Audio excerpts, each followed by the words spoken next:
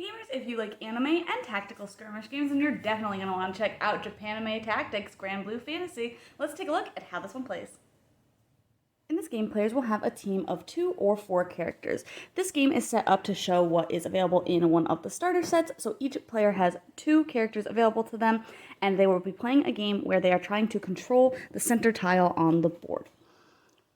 Each round, players will draw cards equal to the number of players that they have available on their team, and even if a character is defeated, they will still be able to draw that number of cards. And they do start with a couple of extra cards in their hand as well to get the game going.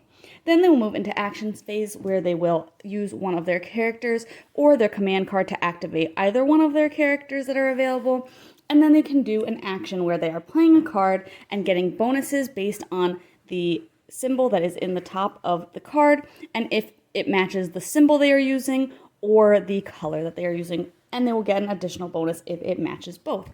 When doing an action, they will also be able to move before doing that action, again based on that bonus as well as just the character's general stat.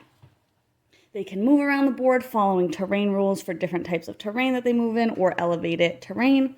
And then they can attack players if they are in range, trying to defeat them in order to get some points. They can draw more cards if they use their interact stat. They can also take the first player token if they'd like as their action, or if the card that they are playing matches the character that they are activating, they may be able to use the character ability that is on the bottom of the card as well. When players are attacked, they have an option to do nothing and just take the damage.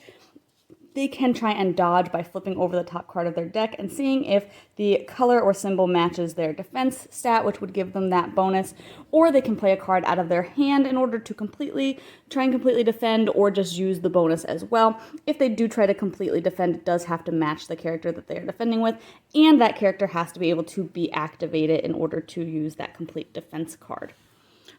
Again, in this scenario, they are just trying to get into the center of the board, and if they have more characters there at the end of a round than the other player, then they will get some points for controlling that center tile.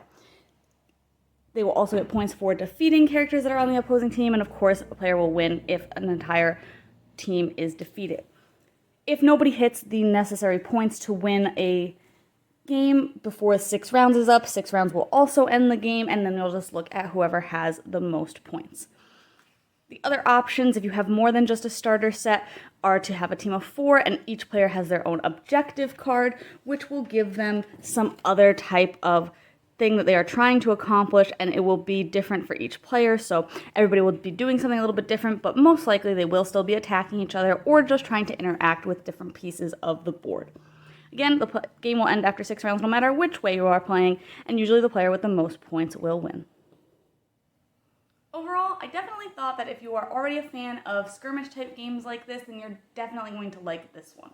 I think that those are kind of hit and miss with me, and while I appreciated the different terrains and all of the variability in characters, I was a little bit caught up on the fact that when characters are defeated, they don't come back. In a lot of other of this style of game that I've played, characters that are defeated do come back. They just reset to your starting point, and then of course the player who defeated them gets points for defeating them, which makes sense, but it was really bothering me that characters didn't come back because I just felt like it was a huge setback, and it made a lot of your cards less versatile because you can't use the ability that's on the bottom of them.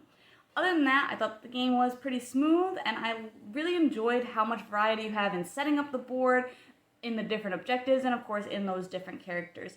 I was lucky enough to have 2 starter sets as well as a lot of auxiliary characters. So if you do just have a starter set, you do only have 4 characters to work with, so you'll be playing 2v2 for those teams, but if you get both starter sets, you'll be able to play 4v4 and then kind of switch up those teams a little bit at a time, but you can also pick up those extra characters if you just want more variety. I think that each character felt unique, and each character had their own play style. I thought it was interesting to try and see how you could strategize depending on who was on your team and really play to their strengths and try and use the board and all the different terrain to your advantage as well. So again, if you do like these tactical kind of skirmish games, then you'll definitely want to check this one out because it's a pretty cool one. But you can check out my full thoughts on the blog today. Find out if this one's for you.